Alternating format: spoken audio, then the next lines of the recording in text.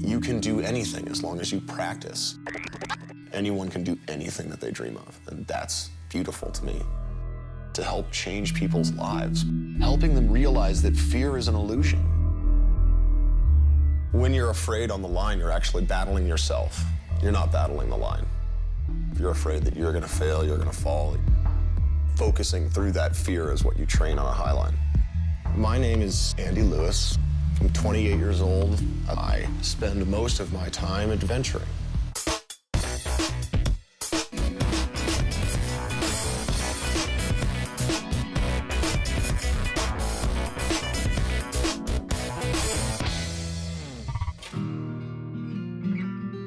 Sometimes it's such intense mental focus required to walk the line that you can't think of anything else.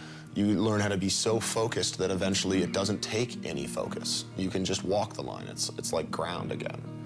And you enter this state that I like to call the matrix, where it's like a flow state. You're in the moment. You're not thinking about bills, taxes, finishing the line even. You're not even thinking about that. You're just on this step, that step, this step, that step.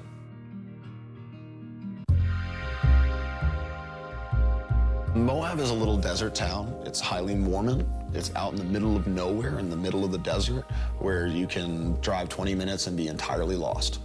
And that is why I live here. Moab is the final frontier for adventure.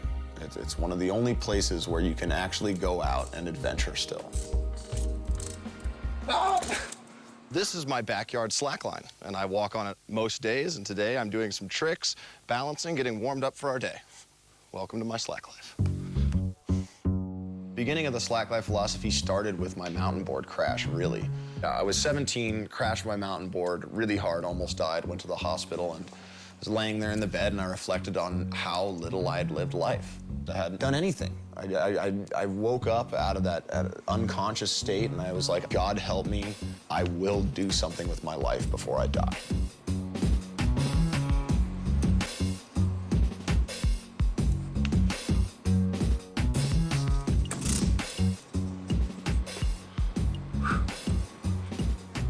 Slack in relative terms means no tension. It means that it's wobbly.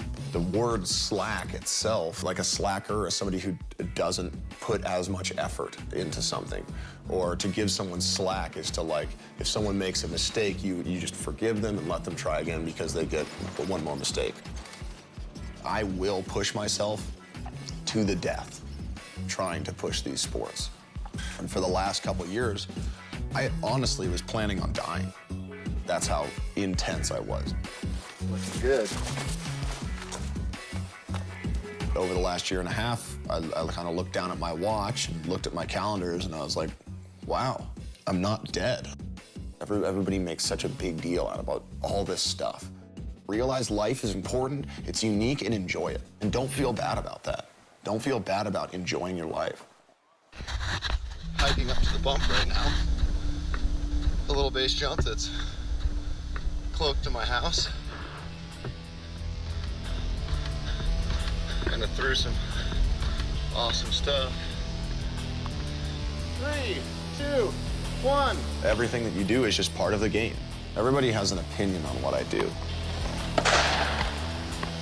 Okay, here I come. So everyone's constantly telling me what they think about what I've done.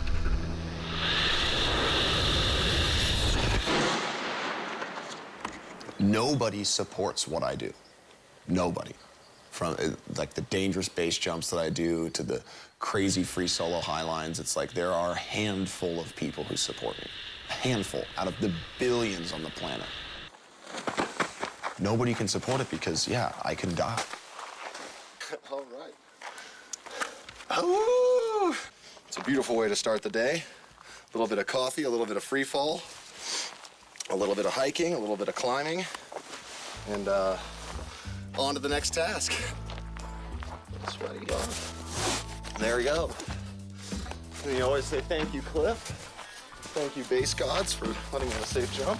People are so afraid of living their own lives now that they turn to TV so they can live fantasies through other people's lives. I don't want that.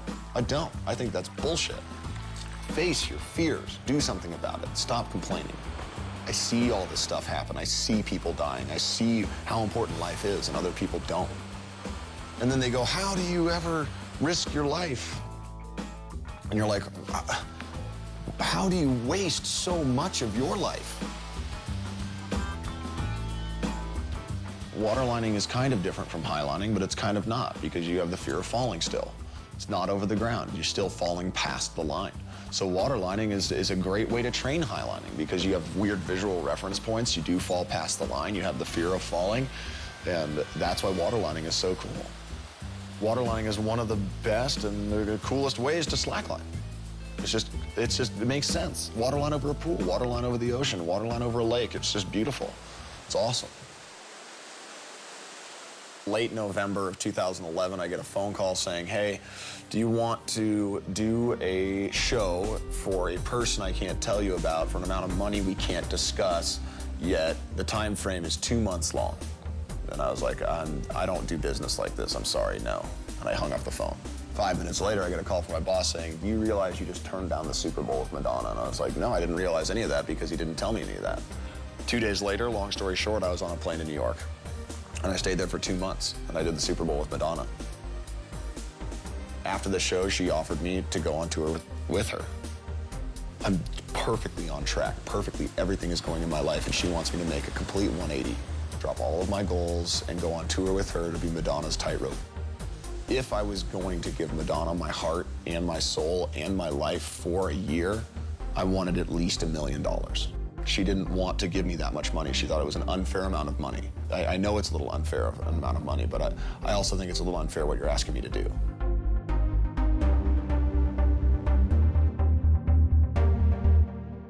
This is my little tree fort palace that I've been building at the Monkey Den for 3 or 4 years.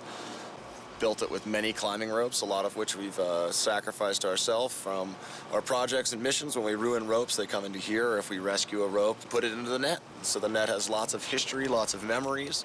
In Moab, we climb on things and act a lot like monkeys. So the Monkey Den is the den at which the monkeys live at. So it is a place where we have many, many memories. We have signatures from people who aren't even here anymore, from the friends we've lost, and yeah. This wall is just kind of a tribute to the energy that we cast in this house.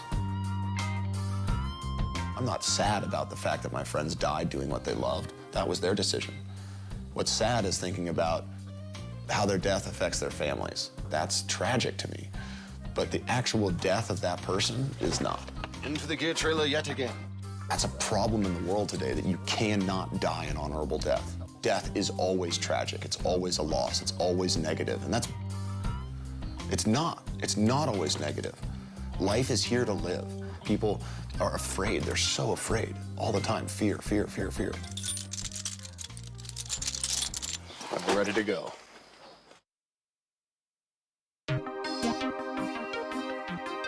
When you're focusing 100 feet above the ground, you've put many, many, many days, many hours, many tries, attempts, failures into the line before you're there. It's not that you just get up onto a 100-foot line and try it. That's not how it works. First, you learn how to focus for one step. Then you learn how to focus for a few steps. Then you learn to focus to walk across your first line. And then eventually you can train yourself, you get more comfortable, you can push your boundaries. Then you have the ability to focus on a 100-foot highline. It doesn't just happen. When you hike out there, the first thing you need to make sure of is that your anchors are good, so that if anything goes wrong, you're not gonna die, because we're in a very, very, very risky environment. So you have to make sure that your anchors and your backups are good. Then, once you have your anchors and backups ready, you can rig them, and you can start getting your line across. And getting your line across is one of the most difficult things in slacklining. On a very short gap, you can try to throw your line across, but even a 50-foot gap is really hard to get your line across sometimes. And then once you get your line across, once you get your backup rope there, you've got to get the tension right. You've got to get your line the right sag. You've got to get the rope the right sag. If you get your rope too tight and your line too loose, you can walk on the rope and it feels really strange. If you get your line too tight and your rope is too loose and your line breaks, you might hit the ground or your rope might shock load and you might break it. And that's all clouding your mind. Everything is clouding your mind. You know, is it going to be windy, raining? Is there lightning? You know, all of these things, they're all questions that you have to answer when you go out there.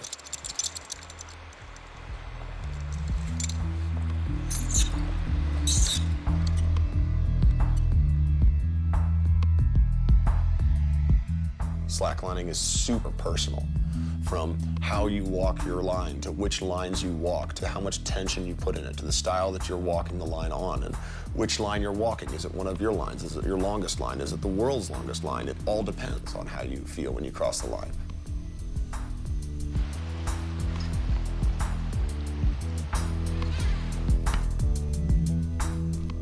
If I walk a 20-foot high line that I've walked 100 different times and I walk across it, it's not that I feel happy, it's not that I feel sad when I walk it, it's just a line.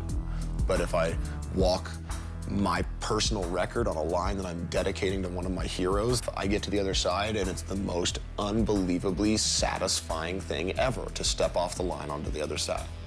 And that satisfaction, that feeling of conquering not the line, but yourself, facing your own fears, that is what makes it so unbelievably satisfying.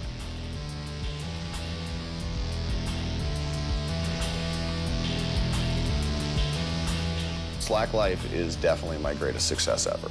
Showing people, look, you can follow your dreams and you can be successful in your life. So do that, or try. Holding the world record highline at a certain time, or being 5-time trick lining world champion, all those things are just benefits. They're just pluses to my life.